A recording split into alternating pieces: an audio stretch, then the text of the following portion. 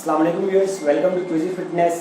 आज की जो वीडियो बन रही है बहुत ही इंपॉर्टेंट वीडियो है। आज हम एक पर्सन का इंटरव्यू ले रहे हैं जो social media activist, social media influencer है। हमारे साथ आज जो मौजूद हैं जानी पहचानी शख्सियत डॉक्टर वसीम। अस्सलाम वालेकुम। वालेकुम अस्सलाम, कैसे आप? ठीक है, अल्हम्दुलिल्लाह, बिल्कुल ठीक ठाक। अच्छा व्यूअर्स, आज की जो हम डोमेन डिस्कस कर रहे हैं वो हमारी जो डोमेन है शुगर के बारे में। शुगर से रिलेटेड क्वेश्चन होंगे, शुगर के बारे में जो आपकी क्यूरीज हैं सारी आज दूर हो जाएंगी। वसीम भाई से सबसे पहले अपना इंट्रोडक्शन इनका लेते हैं, क्योंकि जो लोग नहीं जानते वसीम भाई को बाय प्रोफेशन इन्होंने डिग्री कौन सी हासिल की है, कौन सी सिटी से बिलोंग करते हैं। सबसे पहले तो वसीम भाई व्यूअर्स को अपना इंट्रोडक्शन करवाएं। अस्सलाम वालेकुम, मेरा नाम डॉक्टर वसीम है और मैं MBBS डॉक्टर हूँ। MBBS करने के बाद मैंने न्यूट्रिशन में मुझे बहुत ज़्यादा शौक था, उसमें मैंने सर्टिफिकेशन की और आजकल मैं ज़्यादा से ज़्यादा आपको एक्टिव नज़र आऊँगा डायबिटीज़ के ऊपर, क्योंकि ये ग़िज़ाई बीमारी है जिसको लेके मैं लोगों में, आम लोगों में उस बीमारी के बारे में जितनी ज़्यादा इन्फॉर्मेशन हो सकती है शेयर कर रहा हूँ। ताल्लुक़ मेरा KPK पाराचिनार से है और इसके अलावा ये है कि एज अ जिम ओनर मैं जिम भी रन कर रहा हूँ बहरिया टाउन फेज़ 7 में। कराची में भी मेरा जिम है, तो यानी कि एक कॉम्बिनेशन हूँ मैं डॉक्टर, न्यूट्रिशनिस्ट और फिटनेस ट्रेनर की। तो ये मेरा काम है, ये मेरा इंट्रोडक्शन है। वसीम भाई व्यूअर्स को ये बात भी बताइएगा कि आपको फिटनेस का शौक था तब ये डिग्री MBBS के लिए या पहले MBBS की डिग्री लेके आपको फिटनेस का शौक हुआ? नहीं, मैं डॉक्टर बना 3rd ईयर MBBS में था, तो मुझे फिटनेस का बहुत ज़्यादा ना मतलब यानी कि शौक पैदा हुआ। मैंने अपनी बॉडी ट्रांसफॉर्म की और फिर इस दौरान इस प्रोसेस में मुझे पता चला कि न्यूट्रिशन बड़ी इंपॉर्टेंट रोल प्ले करती है और मैंने देखा कि बहुत सारे मुझे हेल्थ इश्यूज़ थे ना छोटी उम्र से, वो ठीक हो गए थे। तो आहिस्ता आहिस्ता जब इसके बारे में यानी कि जब पर्सनल एक्सपीरियंस, जब आपका अपना ज़ाती सफ़र शुरू हो जाए फिटनेस का, तो आपको बहुत सारी चीज़ें, क्योंकि आप प्रैक्टिकल होते हो, आप अपनी डाइट के बारे में पर्टिकुलर हो जाते हो, क्या खाना है, क्या पीना है, इन सारी चीज़ों के बारे में आपको पता होता है, अपनी रिकवरी के बारे में। तो शौक बिल्ड होना शुरू हुआ और फिर जब मैंने देखा कि बहुत सारी बीमारियाँ हैं जो कि डाइटरी बीमारियाँ हैं, ग़िज़ाई बीमारियाँ हैं, तो अगर हम सही तरीके से पेशेंट्स की एजुकेशन करें और उनको इस बीमारी के बारे में बताएं, उनको आगाह करें और उनको डाइट के फ़ायदे बताएं, तो बहुत सारे लोगों की मदद हो सकती है।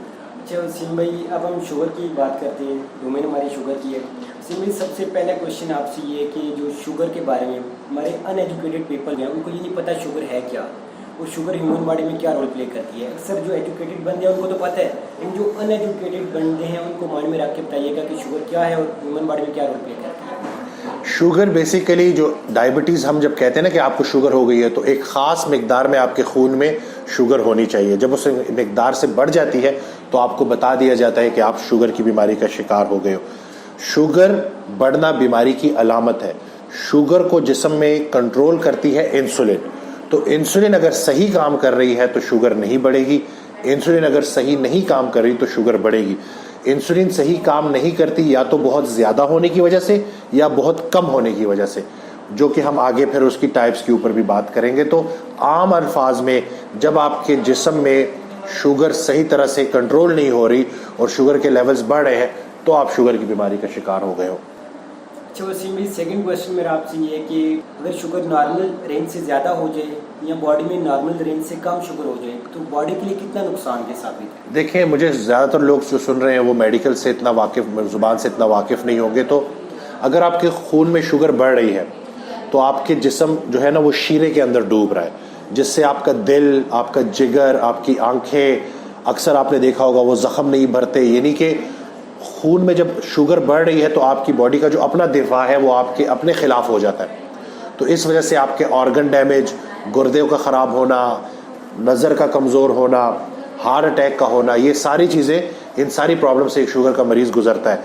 अगर कम हो जाए तो ये बहुत ख़तरनाक होता है और अगर ज़रूरत से ज़्यादा कम हो जाए तो इंसान की डेथ भी हो सकती है हाइपोग्लाइसेमिया में जाके। अच्छा सिमी, अगला क्वेश्चन भी, आपने बहुत से स्टूडेंट्स का इलाज किया शुगर का, तो आप व्यूअर्स को ये बताइएगा कि आप ट्रीटमेंट कैसे करते हैं शुगर का? नेचुरल डाइट से करते हैं या वेट ट्रेनिंग से करते हैं, वो कैसे करते हैं ताकि हमारे व्यूअर्स को पता लगे? 3 चीज़ें हैं जी, fatty muscle, fatty liver, fatty pancreas.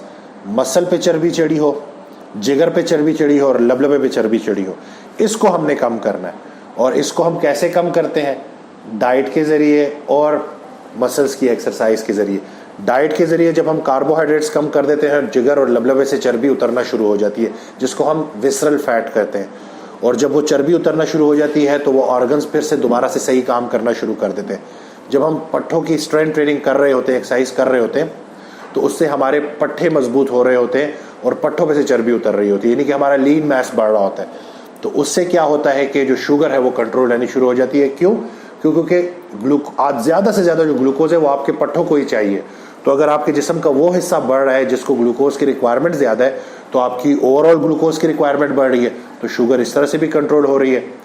एक और बड़ी गलती जो सिस्टम में है कि शुगर के मरीज के इलाज का सारा फोकस HbA1c 3 महीने की शुगर होती है, इसको कम किया जा रहा होता है। लेकिन अगर हम इसका मरकज हटा दें और इंसुलिन टेस्ट करा के इंसुलिन खून में देखें कितनी है और उसको कम करने की कोशिश करें टाइप 2 डायबिटीज़ में, तो अगर हम इंसुलिन को कम करना शुरू कर देंगे तो HbA1c खुद ब खुद कम हो जाएगी, ट्राइग्लिसराइड्स खुद ब खुद कम हो जाएंगे, सोजिश कम हो जाएगी। यानी कि अगर हम मरकज़ HbA1c अलामत से हटा के वजह की तरफ कर दें, तो अगर हम वजह को ठीक कर लेंगे तो हम बीमारी को ठीक कर लेंगे। अच्छा, उसी में अगला क्वेश्चन मेरा आपसे है कि आपने इसमें भी यूज़ किया, अक्सर वीडियोज़ में भी आप यूज़ करते हैं type 1 diabetes and type 2 diabetes. ये हमारे व्यूअर्स को अक्सर बंदों को नहीं पता होगा, ये एक्सप्लेन करिएगा कि ये क्या है type 1 diabetes and type 2 diabetes. जैसे कि मैंने स्टार्ट में बोला कि ग्लूकोज अगर कंट्रोल नहीं हो रही तो इसका मतलब है कि इंसुलिन सही काम नहीं कर रही। तो इंसुलिन सही काम कब नहीं करती? कि जब या तो आया वो बहुत ज़्यादा हो या बहुत कम हो। तो टाइप 1 डायबिटीज़ में शुगर बढ़ती है इंसुलिन के कम होने की वजह से, टाइप 2 डायबिटीज़ में शुगर बढ़ती है इंसुलिन के ज़्यादा होने की वजह से। लेकिन चाहे टाइप 1 हो चाहे टाइप 2 हो, इलाज डाइट में ही है। अच्छा, सिमिलर इधर एक और क्वेश्चन होगा कि टाइप 1 को कैसे पता लगेगा मुझे टाइप 1 डायबिटीज़ है, ये टाइप 2 वाले बंदे को आइडेंटिफिकेशन कैसे होगा? सी पेप्टाइड कुछ एंटीबॉडी टेस्ट होते हैं वो हम कराते हैं। सी पेप्टाइड एक टेस्ट होता है, इंसुलिन टेस्ट होता है, उसके ज़रिए आपको पता चल जाता है कि लबलबा कितनी इंसुलिन बना रहा है। तो सी पेप्टाइड देख के आप बता सकते हो कि टाइप 1 है कि टाइप 2 है। और एक दफ़ा जब आपका डायग्नोसिस हो गया तो अगर टाइप 1 डायबिटीज़ है भी और आपको इंसुलिन चाहिए भी, तो इंसुलिन कम से कम चाहिए। अगर इंसुलिन का वक्त के साथ डोज बढ़ रहा है तो बीमारी मैनेज नहीं, मिसमैनेज हो रही है। अच्छा, अब सिमिलर अगला क्वेश्चन मेरा आपसे ये कि अक्सर बंदे जो एक्सरसाइज नहीं करते, वेट ट्रेनिंग नहीं कर सकते, घर में बैठे रहते हैं, फीमेल्स या एज्ड बंदे, वो घर में बैठ के कैसे इसको कंट्रोल कर सकते हैं शुगर को? देखें जी, आजकल तो कोरोना की वजह से ना वैसे ही बहुत सारे ऑनलाइन ट्रेनर्स हैं जो कि होम बेस्ड वर्कआउट शेयर कर रहे हैं कि आप घर बैठे कुछ डंबल्स, रेसिस बैंड के ज़रिए अपनी जो है एक्सरसाइज डेली की जो आपको करनी चाहिए वो आप कर सकते हो। आपको जिम की भी रिक्वायरमेंट नहीं है। हम अनफॉर्चुनेटली समझते हैं कि जैसे 50-60 साल का कोई बंदा है जो क्रॉनिकली बीमार है, लंबे अरसे से बीमार है, शायद वो एक्सरसाइज नहीं कर सकता। ये बिल्कुल गलत है। जब हम अपना खुराक चेंज करेंगे, सोजिश वाले खाने बंद करेंगे, सोजिश को ठीक करने वाले खाने, सोजिश को कम करने वाले खाने हम ऐड करेंगे, हमारे जिस्म में सोजिश कम होगी तो दर्द कम होंगे। उसके बाद अगर हम आहिस्ता आहिस्ता एक्सरसाइज स्टार्ट करेंगे तो बहुत आसानी से हम जो है अपनी बहुत सारी बीमारियों को मैनेज कर सकते हैं, ठीक कर सकते हैं। अच्छा, इसीलिए अगला क्वेश्चन ये बताइएगा कि जो आज 8 ईयर्स के जो हैं बंदे या 12 ईयर्स के लोग हैं उनको भी शुगर हो रही है, इसकी क्या वजह है उनको शुगर हो रही है? वो तो बेसिकली कुदरती होती है, जेनेटिक होती है, और वो पेरेंट्स से आ रही होती है, ये वजह भी हो सकती है। और type 1 diabetes basically young age में जब पहली दफ़ा होती है तो पेरेंट्स के लिए बड़ा तकलीफ दे लम्हा होता है। वो समझ रहे होते हैं कि जैसे अब उनका बच्चा एक नॉर्मल बच्चे की तरह ज़िंदगी नहीं गुजार सकेगा, तो ये बिल्कुल गलत है। अगर उस बच्चे की काउंसलिंग कर दी जाए और उसको बता दिया जाए कि उसने खुराक का इंतखाब कैसे करना है, तो वो एक नॉर्मल बड़ी ज़बरदस्त ज़िंदगी गुजार सकता है। एक टाइप 1 डायबिटिक बॉडी बिल्डर है, सही जैक, वो मुझे नाम उनका याद नहीं आ रहा, लेकिन यानी कि हमारे पास बहुत सारे एथलीट्स हैं जो कि टाइप 1 डायबिटीज़ के साथ भी एक भरपूर ज़िंदगी गुजार रहे हैं। इसी में अगला क्वेश्चन ये बताइएगा कि जितने भी मतलब आपके पास क्लाइंट्स आते हैं वो जी कहते हैं हमें शुगर कम करनी है, क्योंकि उन्होंने शुगर को ज़रूरत अपनी बना लिया होता है। आप उनको कैसे सेटिस्फाइड करेंगे कि जी शुगर आपकी ख़त्म हो जाएगी? वो कैसे सेटिस्फाइड होते हैं? हम ट्रेनिंग करें, हमारी शुगर एक्सरसाइज से भी ख़त्म हो सकती है। देखिए, कुरान में अल्लाह कहता है कि खाओ पियो और हद से ना बढ़ो, हद से बढ़ने वालों को अल्लाह पसंद नहीं करता। ये जो लोग इंसुलिन लगा रहे हैं ना और बदपरहेज़ी कर रहे हैं, इनके बारे में कुरान में कि इन्होंने अपनी जानों पर जुल्म किया है और ये अपनी जानों पर जुल्म कर रहे हैं। कुरान में अल्लाह कहता है कि हर सख्ती के साथ आसानी है, हर सख्ती के बाद आसानी है। तो सख्ती क्या है? परहेज़ और एक्सरसाइज। तो परहेज़ और एक्सरसाइज की सख्ती करोगे तो सेहत के नाम से जो आसानी है वो आपको मिल जाएगी।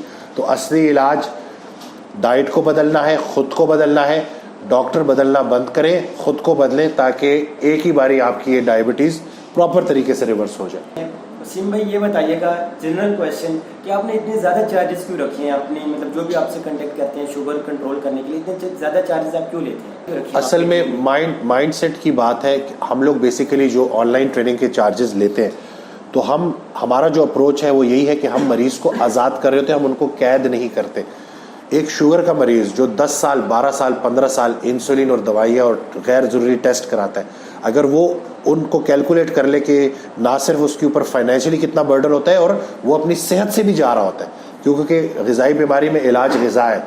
तो अगर आप दवाइयाँ जो बेदरेक दवाइयाँ इस्तेमाल कर रहे हो, उसकी वजह से आपकी तकलीफ़ बढ़ रही है, क्वालिटी ऑफ लाइफ नीचे भी जा रही है, तो सिर्फ ये सोच की बात है। सेहत की कोई कीमत नहीं होती।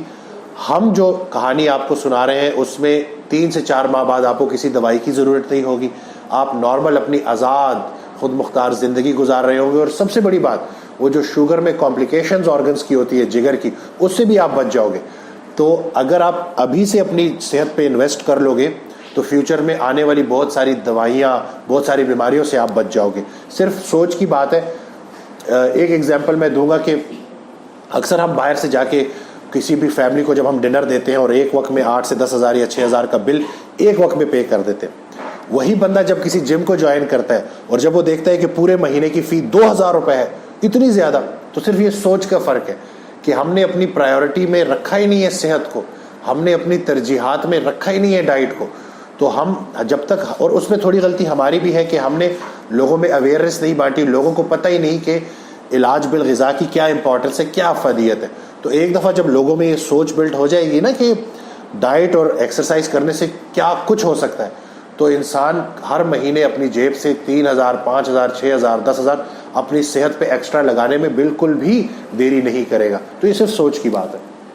अच्छा व्यूअर्स, अब लास्ट क्वेश्चन वसीम भाई से। वसीम भाई, क्या पैगाम देना चाहेंगे हमारे व्यूअर्स को जो देख रहे हैं, जो यूथ है, जो एज पर्सन है, उनको आप क्या पैगाम देंगे? एक मैसेज जो मैं सबको देना चाहूँगा ना, कि अल्लाह की रहमत से बिल्कुल भी नाउमीद नहीं होना। कुरान में अल्लाह ताला हमें यही कहता है। तो कोई भी बीमारी है, कोई भी बीमारी है, उसका इलाज मौजूद है। रसूल पाक सल्लल्लाहु अलैहि वसल्लम की हदीस है कि अल्लाह ने कोई ऐसी बीमारी नहीं बनाई जिसका इलाज ना हो। तो इस यकीन के साथ आप जब अपनी लाइफ में डाइट और एक्सरसाइज को लेके आएंगे, अपने आप को बदलेंगे, अपनी खुराक के इंतखाब को बदलेंगे, सोच समझ के खाएंगे, फास्टिंग करेंगे, उस तरतीब से ज़िंदगी गुजारेंगे कि जिस तरतीब के बारे में हमें हमारे दीन ने बताया है, तो बहुत सारी आसानियां हैं और बहुत सारी बीमारियों से आप बच भी जाएंगे। तो डॉक्टर बदलने से बेहतर है खुद को बदलो। अपना ख्याल रखिएगा, stay fit, stay healthy. Thank you. अल्लाह हाफिज़।